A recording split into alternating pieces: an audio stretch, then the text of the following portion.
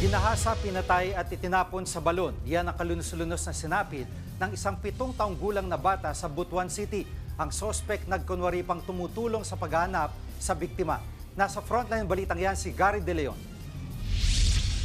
Sa liblib na lugar na ito sa Butuan City, natagpuan ng pulisya at ng opisyal ng barangay Basag ang 7 taong gulang na babaeng inireport na nawawala noong Sabado.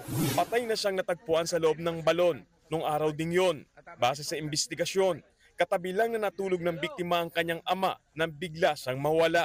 Nang matagpuan ng bangkay, isa sa mga voluntaryong sumama sa paghahanap sa biktima ang kumuha ng mga damit na nagkalat sa crime scene at dali-daling umalis. Dito na nagduda ang mga otoridad.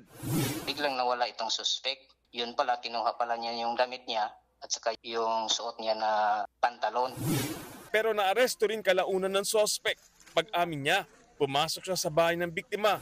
Binuwat niya ang bata saka dinala sa kanyang bahay. Pero nakatakbo raw ang bata sa sagingan. Inabol ng biktima at doon tuloy ang ginahasa. Pagkatapos, inamin ng suspect na sinuntok at ninudgun niya sa putikan ng bata saka itinapon sa balon. Inihahanda na ang reklamong rape with murder laban sa suspect. Nagbabalita mula sa frontline, Gary De Leon, News 5. Mga kapatid, Jiggy Manikad po, iba na ang may alam at may pakialam sa panahon ngayon.